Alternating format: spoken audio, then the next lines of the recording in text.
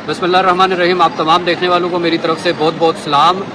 उसके बाद मुझे पता आप तमाम लोगों को इंतज़ार था मेरे जवाब का, मेरी वीडियो का। बहुत सारी मेरे फैमिली मेम्बर्स ने मुझे इनबॉक्स मेरे भरे हुए हैं व्हाट्सएप के और फेसबुक के कि आप जवाब क्यों नहीं दे रहे। मुझे इंतज़ार था कि किसी तरह मैं यहाँ पे पहुँच सकूँ और उसके बाद मैं अल्लाह पाक से दुआ करूँ। और बिकॉज़ मेरा मानना और किसी भी मुसलमान का मानना यही है कि कभी आप मुश्किल में हूँ और आपके हालात आपको इजाज़त देते हो तो मेरे ख्याल में इस जगह से ज़्यादा अच्छी जगह और कोई हो नहीं सकती। और जो मदद करने वाला है, वैसे तो अल्लाह पाक कहीं पे भी हैं, लेकिन मैं समझता हूँ कि जो दुआओं की कबूलियत है वो यहाँ पे सबसे ज़्यादा है। तो किसी भी इंसान के लिए पूरी दुनिया में अगर सबसे कोई मुश्किल बात होगी हज़म करनी तो वो यही होगी कि उस पर कोई ऐसा इल्ज़ाम आए जिसमें वो अपने मुल्क के ख़िलाफ़ गद्दारी का मरतकब हो। तो मैंने देखा कि कुछ दिन पहले मुझ पे करप्शन का इल्ज़ाम लगता है जिसमें कि 1 रुपये की करप्शन मैंने नहीं की हुई थी। आपको भी पता है, मुझे भी पता है। उसी के कुछ दिन बाद आप पे गद्दारी, मुल्क की गद्दारी का इल्ज़ाम लगता है जिसका कि कोई भी कश्मीरी, मैं समझता हूँ कि किसी भी कश्मीरी के लिए सोचना भी, तसव्वुर करना भी बहुत मुश्किल है। तो ख़ास करके आपके, जब आप पिछले 3-4 साल से सारी वो लविश लाइफ, वो सहूलतें, वो इक़्तिदार, वो मतलब लग्जरी छोड़कर आप एक तहरीक के साथ हो, और तहरीक भी ऐसी कि जहाँ पे जेलें, जहाँ पे गोलियाँ, जहाँ पे शहादतें, जहाँ पे मतलब फ्यूचर सिर्फ तकालीफ ही नज़र आती हैं, एक ऐसी तहरीक को आपका चुनना और उस तहरीक में पेश रहना और उसके बावजूद आप पे कोई इल्ज़ाम लगे, तो मुझे ये बात समझ में है कि या तो आप किसी और गुनाह की पकड़ में हैं या तो फिर आप किसी आजमाइश में हैं। अल्लाह करे कि ये अल्लाह पाक की कोई आजमाइश हो और उसमें मैं सुरखरू हूँ, और इंशाल्लाह मेरा यकीन भी यही है।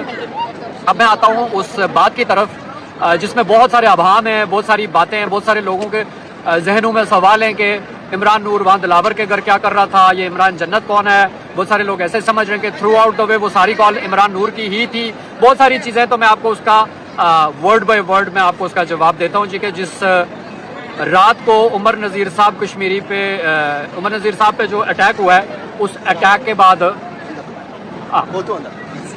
Here okay, can I have 2 minutes so I can complete my sure. तो ये पूरी कॉल इमरान जन्नत की थी या इमरान नूर की थी? पिंडी में थे ये लोग, कश्मीर में थे, ये क्या था? मैं आपको पूरी तफसीलात बताता हूँ कि जिस दिन उमर नज़ीर कश्मीरी साहब पे अटैक हुआ और शाहजेब की शहादत हुई, उस रात को मैं ऑलरेडी इस्लामाबाद में था, और इस्लामाबाद में ये इलियास साहब की भतीजी की शादी थी। तो उस शादी में हम लोग गए हुए थे, जिसमें मेरे साथ शोबिया भी थी और अन्नो बेटी, हम तीनों लोग उस शादी में थे। उस रात को जब हम कश्मीर से वहाँ गए, सेंटोरस गए, और वहाँ से फिर फेज़ 8 बैरिया गए। थकावट थी, शादी की थकावट, कश्मीर से ट्रेवल की थकावट। 10-साढ़े 10 बजे हम लोग सो गए। तो जब मैं सुबह जागा 7 बजे 8 बजे, तो बहुत मेरे फ़ोन पे मिस कॉल्स थी, और रात के 3 बजे की भी मिस कॉल्स हैं, 2 बजे की भी हैं, 4 बजे की भी हैं, दोस्तों की भी हैं, कजन्स की भी हैं, फैमिली की भी हैं। मैंने कहा अल्लाह पाक खैर करे, घर में खैरियत है। जैसे फेसबुक ओपन की तो देखा कि ये हुआ है, तो मैं समझ गया कि इसीलिए कॉल्स आ रही हैं।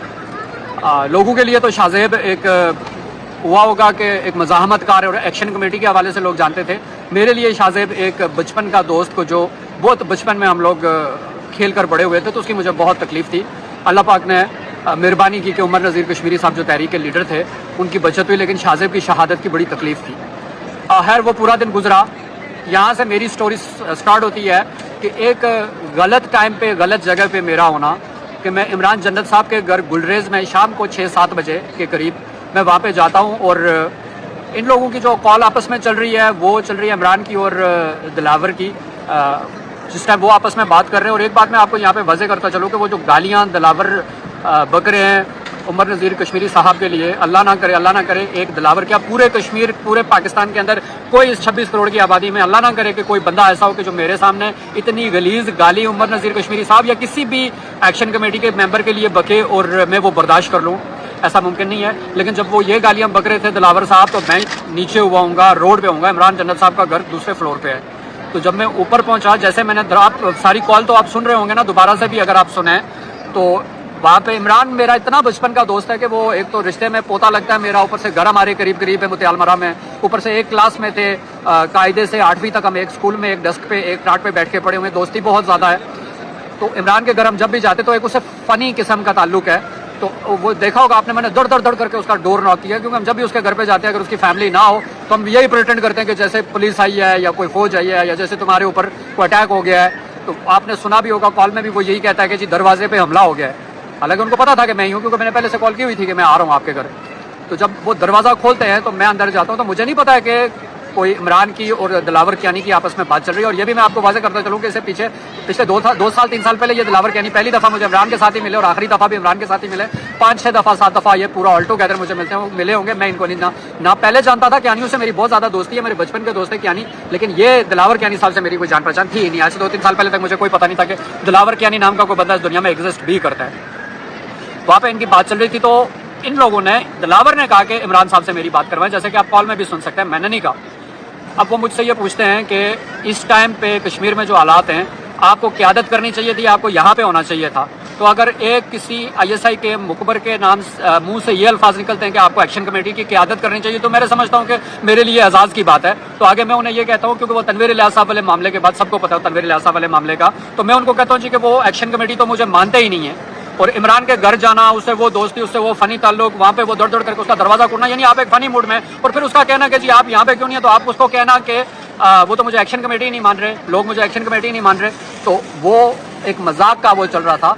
और उसके बाद जो मैं उनसे पूछता हूँ कि वो जो है उनको रेंजर्स ने मारा है या पुलिस ने मारा है, that was a serious question दो, क्योंकि सब पूरे कश्मीर के अंदर जहाँ पे भी कश्मीरी था तो उसको ये पता करना था कि इन पे अटैक किया किसने है, वो हमारी पुलिस थी या वो रेंजर्स बैरूनी फोर्सेस थी। तो जब मैं ये क्वेश्चन करता हूँ तो इमरान जन्नत साहब बीच में पड़ जाते हैं, क्योंकि फ़ोन उनका था कि नहीं मेरा फ़ोन नहीं, मेरे फ़ोन पे ऐसी बातें ना करें, मेरे फ़ोन पे ऐसी बातें ना करें, और वो फ़ोन छीन लेते और वो फ़ोन बंद हो जाता है। अब इस सारी कन्वर्सेशन में मेरा ये पूछना कि जी उनको मारा किसने है और मुझे एक्शन कमेटी नहीं मान रहे हैं, अगर इसमें आपको मैं कहीं से मुल्क का गद्दार नज़र आ रहा हूँ तो अल्लाह पाक करे कि आपके जहन से ऐसी सोच निकले जिस वजह से मैं यहाँ पे आया हूँ। मैं यहाँ पे ना तो किसी को अक्यूज़ करने के लिए आया हूँ, ना तो मैं यहाँ पे कोई इस्लाम का कार्ड प्ले करने के लिए आया हूँ कि जी मुझे काबा की कसम है, मुझे ऐसे है, मुझे वैसे है। नहीं, मुझे ये यहाँ पे आके बैठ के बात करने का मकसद ये है कि मुझे पता है कि मेरे पास, मेरे अल्फाज में जान होगी, मेरे पास अल्लाह पाक की मदद शामिल होगी। और दूसरी बात ये है कि जो सवाल था बहुत ज़्यादा कि आप वीडियो का जवाब क्यों नहीं दे रहे, तो वीडियो का जवाब इसलिए नहीं दे रहा था कि जब उमर नज़ीर साहब पे ये हुआ, पहले तो मैं पूरा एक्शन कमेटी, आपको भी पता है पिछले एक लंबे अरसे से एक्शन कमेटी के साथ ही हूँ, और जिस दिन ये हुआ तो पिंडी के अंदर हज़ारों लाखों कश्मीरी आबाद होंगे। मेरे ख्याल में उन सारे लाखों कश्मीरियों में से एक वाहिद कश्मीरी मैं था कि जिसने अगले दिन सामने आके बड़े बरमला और बड़े ज़ोर से कहा कि जी जिस दिन कालादम डिक्लेयर हो गई थी एक्शन कमेटी, पहले की तो चलो एक अलग बात थी, कालादम एक्शन कमेटी के डिक्लेयर होने के बाद वहाँ पे सामने इस्लामाबाद बैरिया टाउन में बैठ के ये कहना जी कि मैं उमर नज़ीर कश्मीरी को अपना कायद मानता हूँ, एक्शन कमेटी से जुड़े हर इंसान को अपना कायद मानता हूँ, और मैं डंके की चोट पे एक्शन कमेटी हूँ, मैं एक्शन कमेटी हूँ। और फिर प्राइम मिनिस्टर पाकिस्तान को या आर्मी चीफ को या कश्मीर के प्राइम मिनिस्टर को मुखातब करके इतनी सख्त बातें करना मैं समझता हूँ कि बड़ा मुश्किल होता है। शायद लोगों को ना लगता हो, लेकिन मुझे मुश्किल लगता है। मुझे ये पता था कि मुझे अगर ये उठाएंगे तो उसके बाद अगर इमरान खान साहब जैसे आदमी को आज 3-3.5 साल हो सकते हैं तो हमारी तो औकात ही क्या है। तो इस वजह से मैं जवाब नहीं दे रहा था कि मेरा फ़ोन जो है, मैं ये जो टावर्स होते हैं मैं इनके साथ, बल्कि मैं ये भी आपको बताता चलूँ कि ये वीडियो मैंने अपलोड भी वहाँ पिंडी में नहीं की, मैंने वीडियो तो बना ली। वीडियो बनाने के बाद वो वीडियो मैंने भेजी अपने बेटे एमर को कनाडा में, और उनको मैंने कहा कि जब मैं कहूटा क्रॉस करूँगा, कहूटा पे जाके तो मैं आपको कॉल करूँगा, तो उसके बाद आपने अपलोड करनी है वीडियो। जैसे वीडियो अपलोड होगी मैं पंजाड़ क्रॉस कर लूँगा, तो उसके बाद कश्मीर में मुझे कोई प्रॉब्लम नहीं है। और कश्मीर में फ़ोन सर्विस भी ऑफ थी। पिंडी में मुझे डर था कि वो मुझे ढूंढ लेंगे और अपने अगले ही दिन वापस कश्मीर जाना, क्योंकि जब मैं मेरी बेटी कश्मीर जा रहे थे तो पूरी दुनिया कश्मीर से पिंडी आ रही थी, इधर से कोई गाड़ी नहीं जा रही थी, बात मेरी जा रही थी।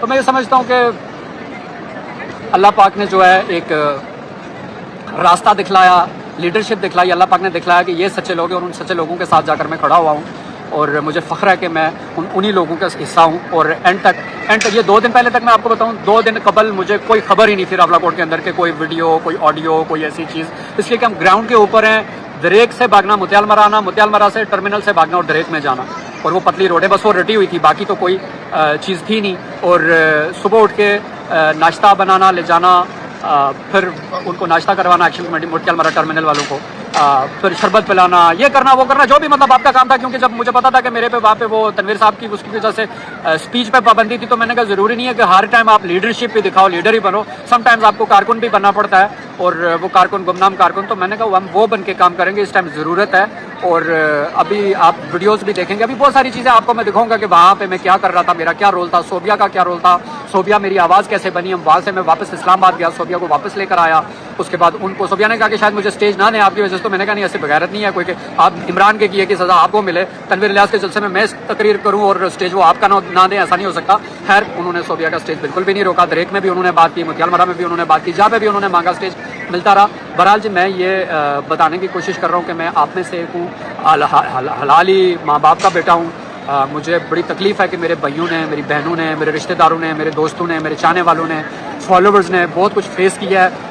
मुल्क गद्दारी, मुखबरी, ये बात ही इतनी घटिया है कि सोच के भी गिन आती है, तो उसको डिफेंड करना भी होता है। तो मेरे दोस्तों ने, मेरे फैमिली ने ये सारे चैलेंजेस भी मेरी वजह से फेस किए हैं, लेकिन अल्हम्दुलिल्लाह उस दिन मौत आ जाए, उस दिन मुझे मौत आ जाए, उस दिन मेरे बच्चों को मौत आ जाए, उस दिन मेरे प्यारों को, मेरी दुनिया उजड़ जाएगी। जब आप अपने मुल्क के साथ गद्दारी करेंगे, आप अपने ऐसे लोगों के साथ के जो अपनी दुनिया पीछे छोड़ के कश्मीर के लिए तहरीक इस मकाम पे खड़ी है, वो लगे हुए हैं, जानों के नजराने पेश कर रहे हो, और आप वहाँ पे जाके उनकी मुखबरियाँ करें और उनके साथ खड़े हों, कैसे पॉसिबल है? मतलब उस पर मुझे एक्सप्लेनेशन देते हुए भी बुरा लगता है कि मैं ये एक्सप्लेनेशन दूँ।